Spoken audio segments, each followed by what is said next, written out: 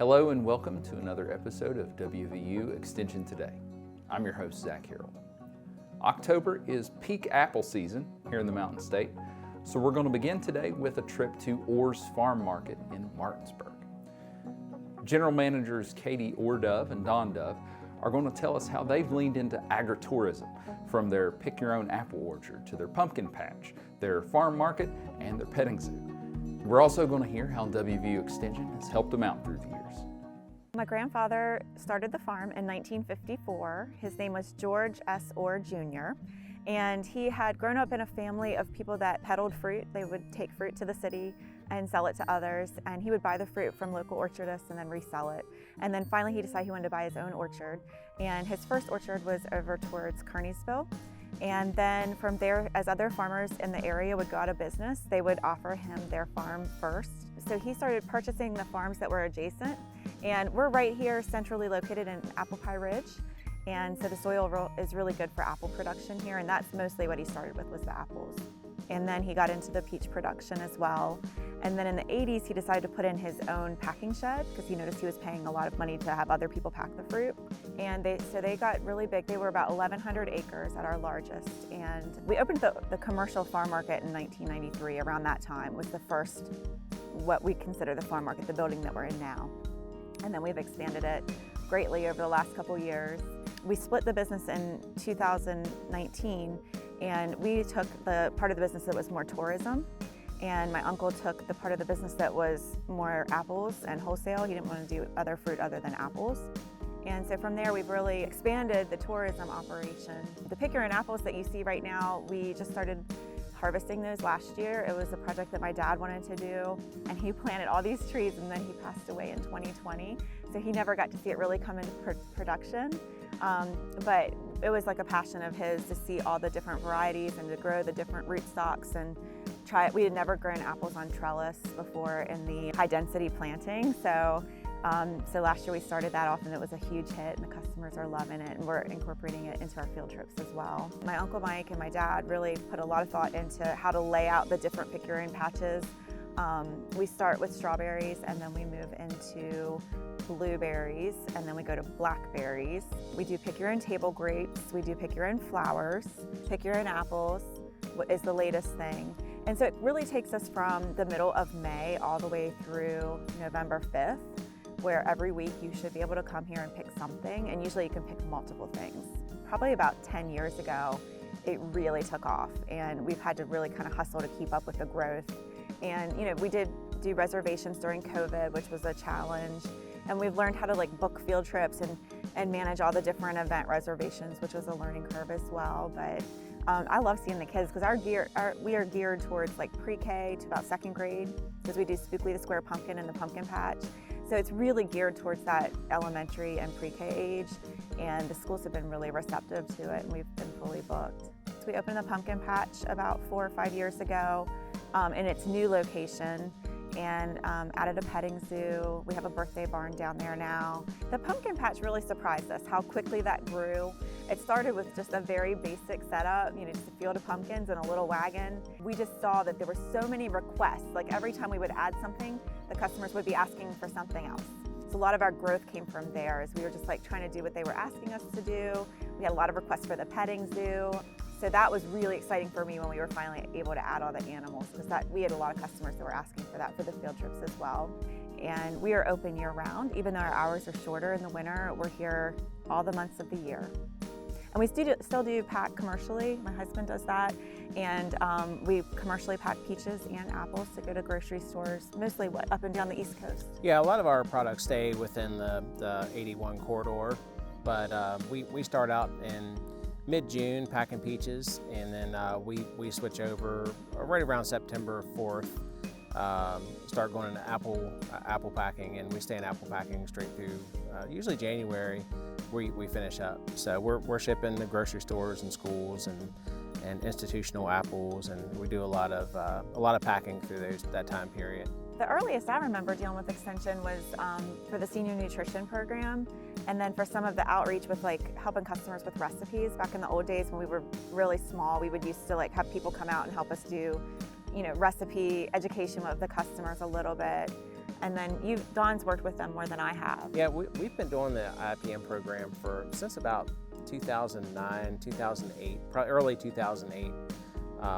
So we've kind of just always incorporated that into our spray programs and into our yearly monitoring and record keeping has always been based on that IPM program. I participated in Annie's project I think it was in Boonesboro, Maryland, is the one that I attended.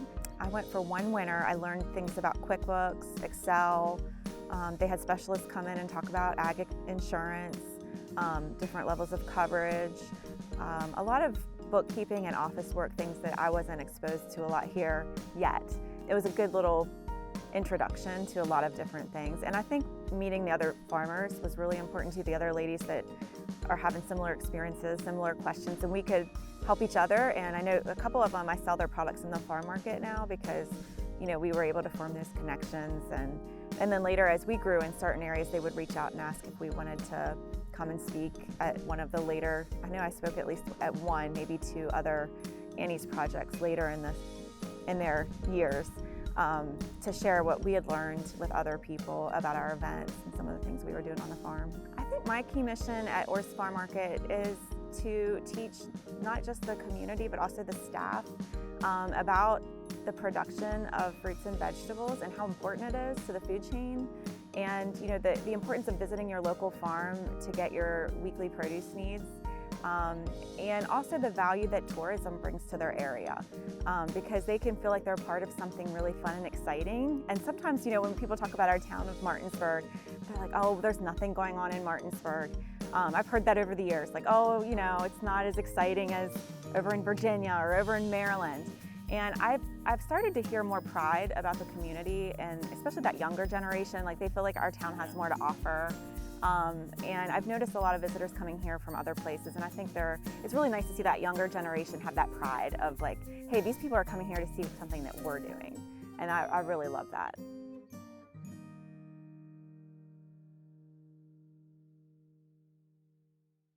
Holiday shopping, though often stressful, doesn't have to break the bank. Family and Community Development Agent Lauren Weatherford is here to talk to us about credit cards, making a budget, finding the best sales, all ways you can be a savvy shopper this holiday season.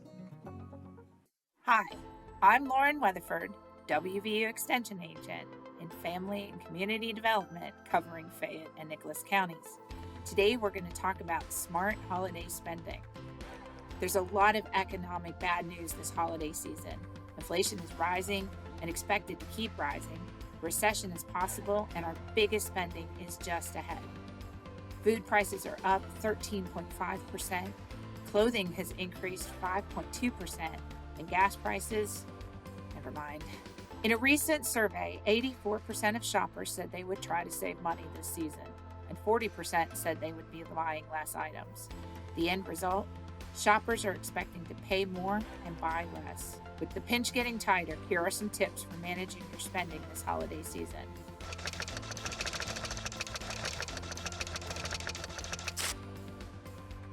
First, be wary of credit cards. Currently, the average credit card interest rate is 19%, the highest ever recorded, and it could go even higher. This means paying off your balance could take longer and be much more costly. If you use a credit card for holiday spending, try to pay it off each month, avoiding interest charges. Plan, and then plan some more. When I talk about money management, the key is always planning. When it comes to holiday spending, you need to do your homework. First thing, set a budget. Decide how much you can spend, and then stick to it. Make a list. Identify what you need to buy, for whom, and how much you can spend on each item, and stick to it. This year, think critically about the extras. If you don't have to buy or spend, then maybe just don't. Put yourself on the list so you get a little something too, but avoid the indulgent splurge. Don't forget to include food, decorations, and extras like gift wrap. Make sure you include everything you think you'll spend. You want to do some research when you get ready to spend? Holiday sales started at the end of September this year. When you identify what you need to buy, then start looking in the advertisements and online, and then see which items may be on sale when. Plan to buy it before the sale runs out or they run out of stock. Use coupons, card rewards, savings apps, or any discounts that you can find. It might be helpful to incorporate technology. There are budgeting, spending, and tracking apps that can help you manage what you have, what you are spending, and how much you have left.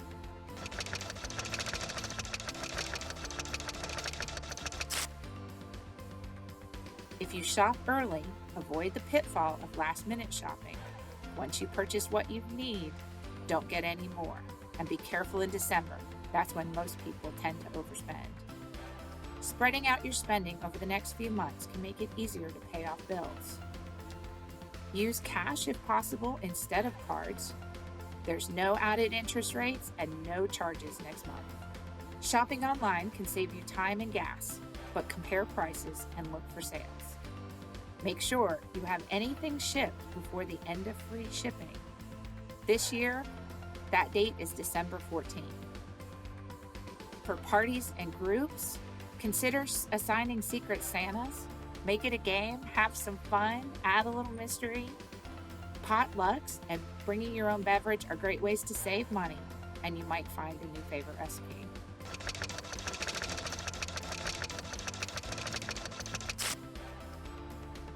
And lastly, one of my favorite things, alternatives to expensive gifts. Consider giving the gift of time. Babysit, help around the house, run some errands. Think of things you're good at and see if you can't use your skills and knowledge to help someone else. Instead of a fancy dinner, ask a friend to volunteer with you. Go for a free holiday concert or event. Use your knowledge and skills. What are your special talents? Can you make someone's life a little brighter by doing something for them that you're good at? Are you good at organizing, fixing things, giving a personal cooking lesson? There's always DIY gifts. Gather family recipes into a book. Write down family traditions or history. Make a memory playlist. The internet abounds with great ideas like this and all sorts of crafts. Consider repurposing old items or finding the perfect gift secondhand. Give an experience instead of a thing. Take a trip, go to a concert or a museum, have a game night. With a little bit of planning and determination, and even a little creativity, you can navigate these tough financial times with a lovely and meaningful holiday season. Good luck!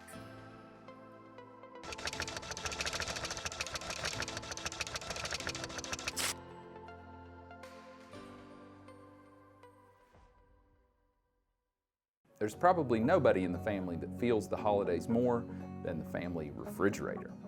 Refrigerator safety is important to keep you and your family safe, but it also keeps your favorite foods tasting better longer. Family and Community Development Agent Andi Hoover is going to talk to us about where to store foods in your refrigerator, how to clean up spills, and something called the danger zone. I'm assured it has nothing to do with Kenny Loggins.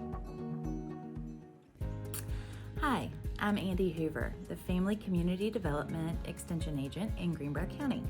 I'm here today to talk to you about refrigeration safety. Many of us don't think about refrigeration and safety of our food unless there's a power outage. However, there are things that we can do every day to help keep our food safe. How we store our food, when we store our food, and cleaning up old food in our refrigerator helps to keep everything safe. So today we are going to learn how to keep your refrigerator at the proper temperature, how to store your foods to keep them fresh longer, and how to clean up spills. So hopefully we can help keep your family safe. Refrigeration is important to slow bacterial growth. Bacteria is everywhere. It is in our soil, it's in our air, water, and in our food. When our food is left in the danger zone, which is above 40 degrees and below 140 degrees, bacteria can grow more easily. A refrigerator should be set at 40 degrees Fahrenheit or lower in order to keep our foods fresh. There are different types of bacteria that can grow in our foods. Spoilage can happen. Spoilage can even grow at a low temperature, such as in our refrigerator. And these spoiled foods often have a funny smell or an odd taste, and we would probably choose to not eat that spoiled food if it smelled funny, but if we did, it may not make us sick. However, do we want to take that chance? Foods that are stored too long in the refrigerator may have a bacteria called Listeria, and over time that bacteria will multiply in a refrigerator, and this could cause foodborne illness. Every refrigerator should have a thermometer. Some of our new refrigerators actually have a thermometer in them that can help monitor the temperature of your refrigerator. If your refrigerator doesn't have a thermometer, then you'll want to purchase one and keep it in your refrigerator, looking at it daily to make sure that it's 40 degrees Fahrenheit or lower. So the placement of food is also a factor in keeping our foods safe and keeping them fresh longer. Items such as milk should not be kept in our doors like we have always thought. It should be kept on a shelf in our refrigerator, along with our other dairy products such as butter and sour cream. Our grab-and-go foods should be at the top of our refrigerator, along with our eggs, any lunch meat, yogurts, things that we can pick up and go. Our middle shelf is used for leftovers, for sealed packages, and for additional lunch meats and condiments. On the bottom shelf, we have our chicken and our hamburger on a plate. So although they are packaged, they can still drip juices. So we want to make sure that they're on some type of a platter that will collect any juices that may run off. In our drawers, we want to have our vegetables in one drawer and with our high humidity, and our fruits in another drawer with low humidity. Many of our refrigerators these days have an additional drawer for meats and cheeses. An adjustable temperature meat drawer maximizes the storage time of our meats and our cheeses. Additional cool air is directed into the drawer to keep those items cold without freezing. Cover foods that you need to retain moisture and to prevent them from picking up odors from those other foods. You can also chill your food rapidly in ice cold water, like an ice cold water bath before refrigerating. That will bring the temperature down quickly so that it's not in the danger zone cooling down in your refrigerator. If you have leftovers that you want to refrigerate, you can put them directly into the refrigerator if you choose to do that. However, if it is a large pot of soup or a large cut of meat, you may want to cut those into smaller portions and have them in containers that have lids so that they can cool quickly. Again, when we talk about that danger zone of 40 degrees and 140 degrees, if you put an entire pot of hot chili into your refrigerator, it's going to take a long time for that entire pot of chili to cool down. So you don't want your food in that danger zone for that long. Splitting it up and putting it in smaller containers can help it to cool more quickly. Another factor is keeping the refrigerator clean. If something would happen to spill in your refrigerator, you want to make sure that you're using something such as a disinfecting wipe to clean that spill immediately. We don't want those juices from any raw meats or from any drinks that may get sticky or run into our other foods. If you would happen to have some cheese or some butter laying on a shelf, you don't want chicken juice to run right on that. So we want to make sure that we clean up our spills quickly and that we're using some type of disinfecting agent. It also helps our refrigerator to smell fresh, and eliminating odors helps our foods to taste the way they're supposed to. Food that's not covered in the refrigerator can pick up the smells of other foods, again affecting the taste. I hope these tips have helped you today to learn where we should place our refrigerated items. For additional information, please check our West Virginia University Extension website.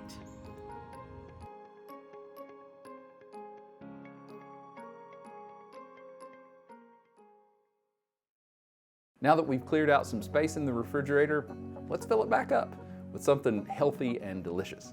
Family and Community Development Agent Dana Wright is going to show us how to make a spinach and strawberry salad. I am Dana Wright, and I'm a Family and Community Development Agent in Logan County. And I'm so happy to be here today to demo one of our favorite recipes, but it's also a recipe that is really great for a brunch. And it's also, if you're trying to make some healthier choices, as far as lunch options, this is an excellent one. Just to tell you a little bit about our salad, what we have is a strawberry spinach salad. And spinach is really well known for boosting our immune system. It's really great if you have diabetes or pre-diabetes. It aids in helping manage those blood glucose sugars. And then it also is really good for reducing our risk of heart disease as well as certain cancers. So this is a superfood, really. It is packed with lots of nutrients, but it's low calorie. And so it is definitely one that I highly recommend that you add more of to your daily diet. So just to talk a little bit about our recipe, here I have already placed 4 cups of spinach into my bowl, and then I've also added a tablespoon of finely chopped onion. You may prefer that your onion be raw, but I really like mine cooked, so I just threw it in to a skillet on the stovetop for a few minutes, 2 to 3 minutes, and I slightly sauteed it. So my onions, they're more flavorful, but they're also a little more soft. And also the recipe calls for a pinch of garlic salt, and I personally prefer minced garlic, so that is what you will find that I use. So I sauteed the minced garlic with the onions, and so as you can see, we have it already here and it is good to go. So now what we're going to do is we're going to add our strawberries. So I just have a cup of strawberries that are finely sliced. Add it to my mixture. And as you can see, like, those are very bright and they add a lot of color to the dish. For this particular recipe, I use strawberries, but you can use other fruits. You can use mandarin oranges, you can use peaches or plums, whatever's in season. It's perfectly fine to use in this salad. So now that we've got the base of our salad together, now what we're going to do is we are going to make our own salad dressing. Making your own salad dressing is really cool because most of the time we have the ingredients already there in our kitchen. So for our dressing, we're going to mix a tablespoon of red wine vinegar with a tablespoon of canola oil, 1.5 tablespoons of sugar. We're going to use 1/4 of a teaspoon of mustard, 1/4 of a teaspoon of dill, and 1/8 of a teaspoon of salt. We're going to put it in our container and give it a shake. You can also do this in using a small bowl and just whisk the ingredients together. It's completely up to you. Okay, now that I've given it a good shake, you're going to find that this doesn't look like much, but a little goes a long way.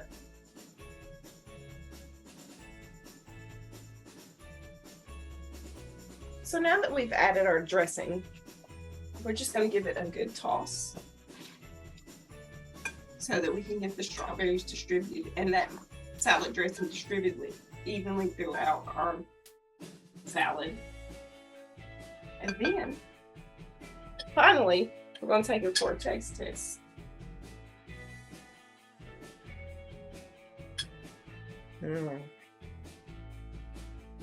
so delicious. That is our strawberry spinach salad. I look forward to hearing how your loved ones have grown to love this salad as well. Have a great day. Thank you for joining us for another episode of WVU Extension Today. We'll see you next time.